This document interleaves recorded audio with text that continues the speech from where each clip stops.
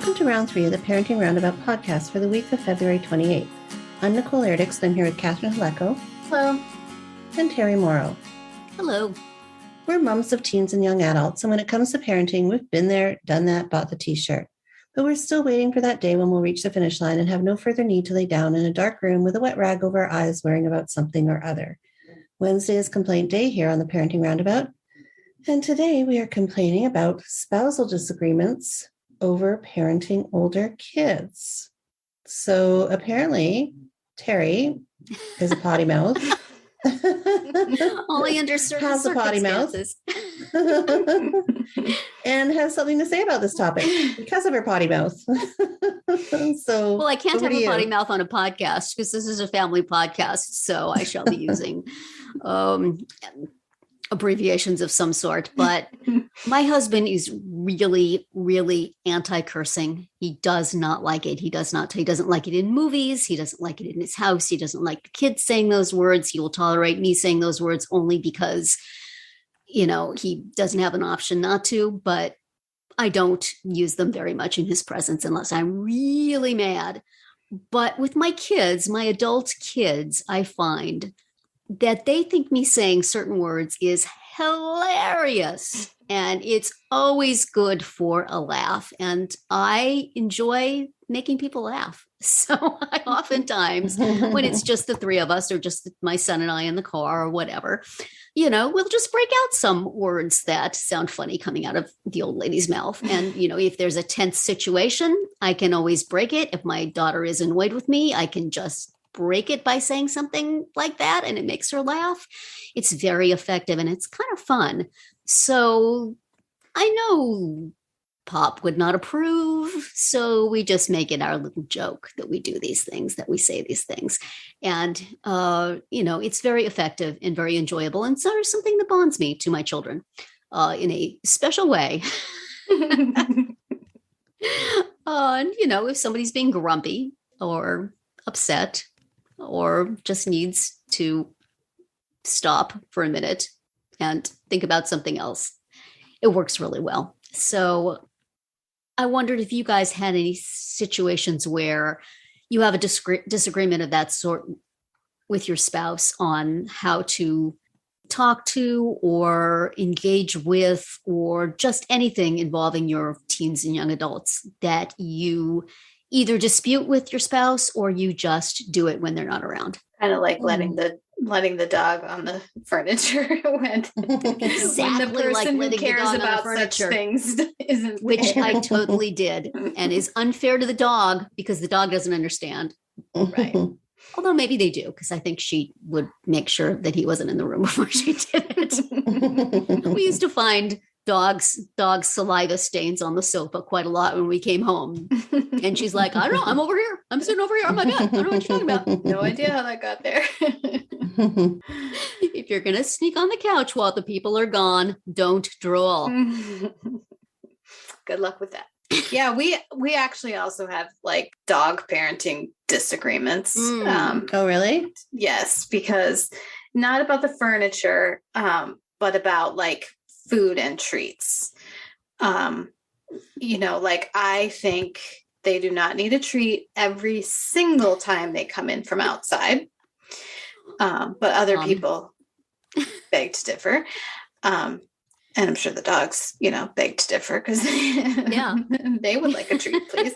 Or just beg. Yes.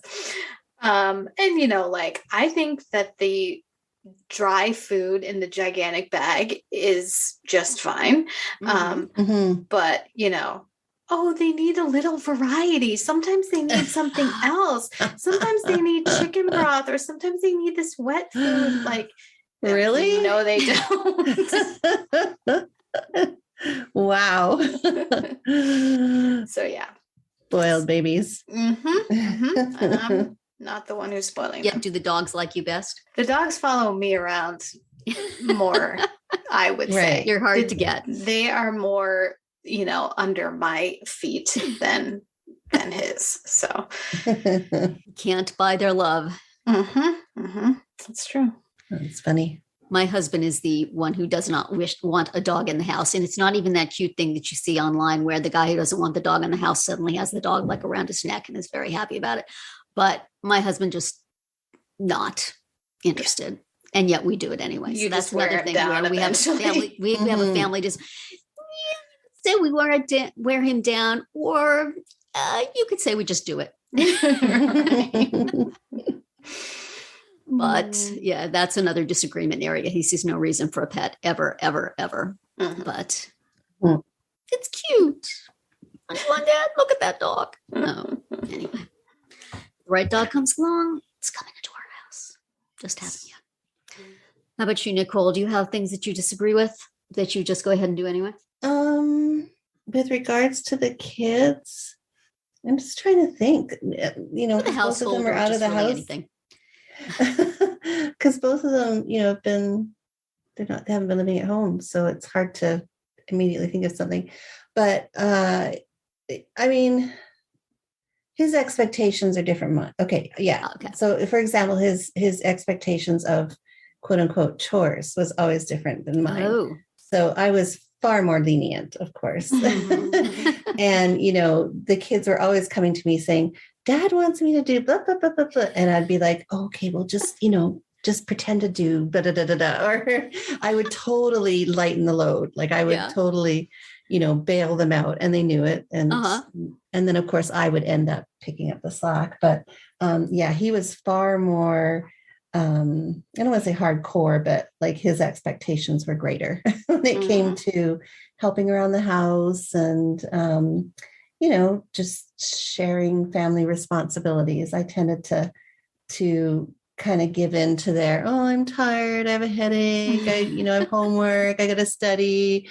Like I would give in to that stuff and be like, okay, well, just, you know, do this much and then I'll do the rest or something along those lines. So yeah, that was our big thing. I was like, yeah, you know, they don't need to do that. But yeah, there's always that awkward thing where you want to negotiate with your spouse about something that they have, some law they have laid down. Yeah. Well, maybe they don't really have to do that. Or is that really fair? Is that really a good idea? How about if I just do it for them? Would that be okay? But then don't debate me on things I said, because that bleep goes. Yeah, for sure. Yeah, I think we definitely have different. It's also like, you know, he knows, I'm talking about my husband, like that I just can sort of deal with one child better. And so I'm like, let me just do it, please. And like basically stay out of it. And that's not really very fair. But you know, I'm like, oh my gosh, this would be so much easier if I could just handle it by myself. So I tend to try to ask for that. And then, you know, he doesn't really like that because he feels like shut out. But I'm like, I'm the one who has to deal with the fallout. Like if you're involved, because of the way that you're going to handle it. So let's just skip all that. Totally. Yeah. I'd say we have that with one child too. It's like, that doesn't need to be, you don't need to do it that way. I'll deal with it. Wouldn't it be nice if you have to take the fallout from when your spouse mismanages something, that they have to take the fallout when you do that? I get the fallout 100% of the time. Whether I'm making the kid upset or somebody else is making the kid upset, it's all on Mom. Yep. Somehow it is. That's bleeps. So